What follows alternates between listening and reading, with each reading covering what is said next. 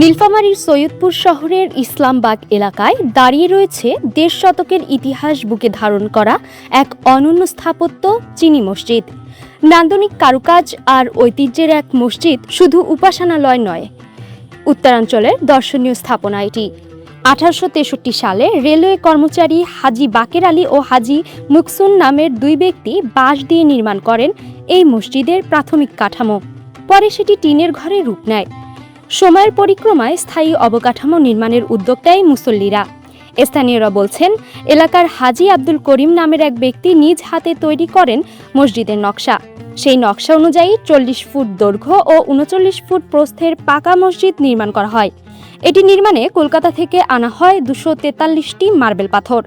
বিনামূল্যে সংগ্রহ করা হয় ২৫ টন ভাঙা চীনামাটির কাপ পিরিচের টুকরা, যা দিয়ে তৈরি হয় মসজিদের অনন্য অলংকরণ কাজ।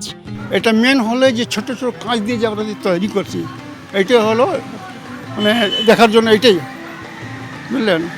যত ভিতর থেকে বাইরে থেকে পর্যন্ত এই ছোট ছোট কাঁচ দিয়ে, অনেকে বলে এটা কি চীনা তৈরি করছে, এটা কোনো বলছে যে জিন তৈরি করছে, কিন্তু না, এটা আমরা এখানকার বাসি ওরাই তৈরি করছে। এটা ১৮৬৩ সালে নির্মাণের পর থেকে আমাদের এই মসজিদের সেরকম কোনো সংস্কার করা হয়নি।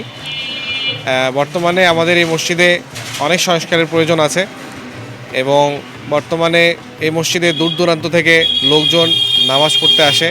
তাদের জায়গার অভাবে তারা রাস্তায় নামাজ পড়ে। চুন সুরকির গাঁথুনিতে নির্মিত এই স্থাপনায় অনুসরণ করা হয়েছে মোগল স্থাপত্য শৈলী। মেঝেতে ব্যবহার করা হয়েছে সাদা মার্বেল পাথর। নির্মাণ কাজে ধর্ম বর্ণ নির্বিশেষে অংশ নেন এলাকাবাসী। এটা ব্রিটিশ আমলে যেটা তৈরি হয় সেটা ২ তলা বিশিষ্ট, যা আপনারা ইতিপূর্বে দেখেছেন। তো পরবর্তীতে প্রয়োজন অনুযায়ী আমার পিছনে যে পাটটা দেখছেন, এটা প্রয়োজন অনুযায়ী যখন মুসল্লি দিন দিন বাড়ছিল, এখানকার সৌন্দর্য এবং কারুকাজ এতই মানুষকে আকর্ষণ করে যে মানুষ দিনে দিনে এখানে ভিড় জমাচ্ছিল জুমার নামাজের কারণে। তো এখানে দ্বিতীয় পাটটা তৈরি করা হলো। তারপরে যখন আরও প্রয়োজন মনে হলো, আবার আমাদের বাংলাদেশ পিরিয়ডে আবার আমাদের বাম পাশে এটা তৈরি করা হলো। এটা চুন আর সুরকি দিয়ে তৈরি করা হলো। ওই সময় সিমেন্ট ছিল না। এই স্থানীয় লোক, এখানকার লোক এটা মিশে সব এলাকাবাসী, কোনো বাইরের লোক নাই, এলাকাবাসী এটা তৈরি করছে। সময়ের সঙ্গে ২ দফায় সম্প্রসারণ করা হয় মসজিদটি। ১৯৬৫ সালে দক্ষিণাংশ এবং স্বাধীনতার পর উত্তরাংশ নির্মাণ করা হয়।